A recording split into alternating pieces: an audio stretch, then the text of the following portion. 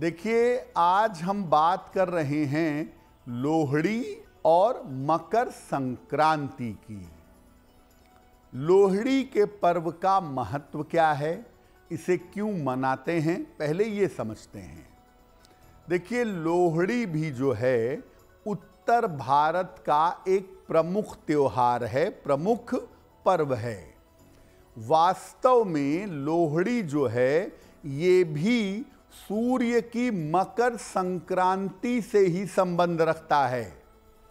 यानी जिस समय आप सूर्य की मकर संक्रांति का पर्व मनाते हैं, लगभग उसके एक दिन पहले लोहड़ी का पर्व मनाया जाता है।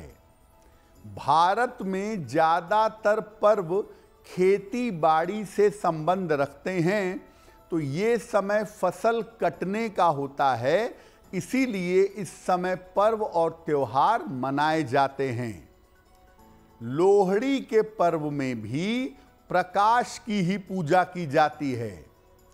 इस पर्व में लोग शाम के समय, संध्या के समय में अग्नि जलाते हैं और उसमें आहुति डालते हैं। सामान्यतः जलती हुई अग्नि में तिल, मक्का, रेवड़ी और नए अनाज के कुछ दाने डाले जाते हैं। जिन परिवारों में नया नया विवाह हुआ होता है या संतान की प्राप्ति हुई होती है, बच्चा हुआ होता है, वहाँ पर ये पर्व काफ़ी विशेष हो जाता है। ऐसी स्थिति में परिवार के लोग बहुत बड़े पैमाने पर, बहुत वृहद तरीके से लोहड़ी का पर्व मनाते हैं। तो लोहड़ी का पर्व क्या है, उसका महत्व क्या है, ये आपने जाना। अब ये जानिए कि मकर संक्रांति का पर्व क्या है और इसका महत्व क्या है। देखिए, सूर्य देव जब किसी राशि में प्रवेश करते हैं, भ्रमण करते हैं, तो उसको हम संक्रांति कहते हैं। जैसे मेष राशि में जाएंगे तो मेष संक्रांति होगी, मिथुन में जाएंगे तो मिथुन संक्रांति होगी। तो हर महीने में सूर्य एक बार राशि बदल लेते हैं, एक महीने तक एक राशि में रहते हैं। तो कुल मिला के 12 राशियां भी हैं और 12 महीने भी हैं। तो साल में 12 बार सूर्य राशि बदलते हैं और ये 12 संक्रांतियां होती हैं। लेकिन 2 संक्रांतियां सबसे ज़्यादा महत्वपूर्ण होती हैं। एक है मकर संक्रांति और एक है कर्क संक्रांति। सूर्य जब मकर राशि में प्रवेश करते हैं तब मकर संक्रांति मनाई जाती है। मकर संक्रांति का जो पर्व है वो पवित्रता की शुरुआत की सूचना है। मकर संक्रांति से वातावरण में गर्मी बढ़ने लगती है, अग्नि तत्व की शुरुआत होती है और मकर संक्रांति के आसपास ही सूर्य देव उत्तरायण होते हैं। इसीलिए इस समय अगर आप जप करेंगे, इस समय अगर आप दान करेंगे, तो उसका फल अनंत गुना होगा। तो एक तो मकर संक्रांति से शुभता की, पवित्रता की शुरुआत होती है। दूसरे, मकर राशि बहुत इंपॉर्टेंट राशि है। वैसे तो शनि की 2 राशियां हैं, सूर्य इसके बाद कुंभ में भी जाते हैं, लेकिन हम मकर वाले को ज़्यादा इंपॉर्टेंट मानते हैं क्योंकि मकर राशि जो है वो लोगों के रोजगार, लोगों के कर्म की राशि है। अब ये जानते हैं कि मकर संक्रांति का ज्योतिष से क्या संबंध है। देखिए, मकर का मतलब है कि कैप्रिकॉर्न नाम की राशि आ गई। अब जब राशि पर ही प्रवेश हो रहा है तो मामला तो पूरा ज्योतिष का ही बनता है। सूर्य और शनि इस पर्व से संबंधित होते हैं और मकर राशि ज्योतिष की राशि है। तो सूर्य, शनि और मकर राशि इसमें इन्वॉल्व है, इसलिए मामला पूरा ज्योतिष का ही है। कहा जाता है कि इसी त्योहार पर सूर्य अपने पुत्र शनि से मिलने के लिए आते हैं, क्योंकि सूर्य मकर राशि में प्रविष्ट होते हैं।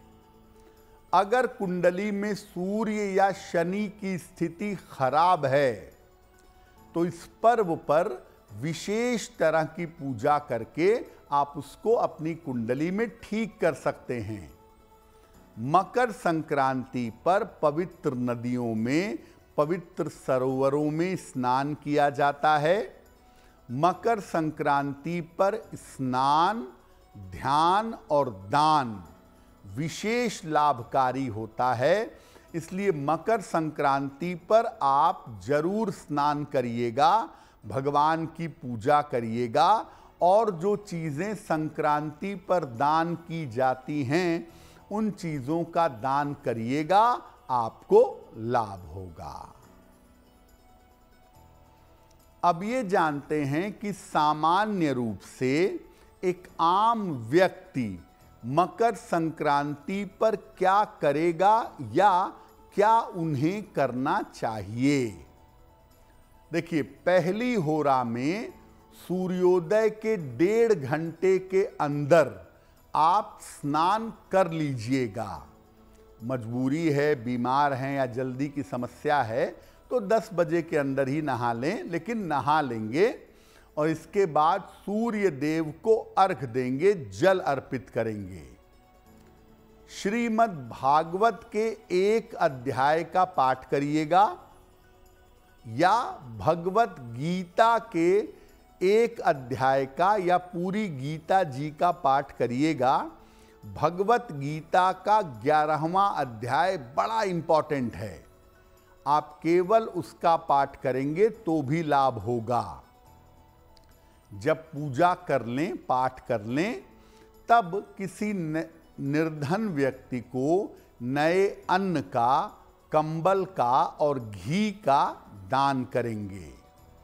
इसके बाद भोजन में नए चावल की, नए अन्न की खिचड़ी बनाएंगे।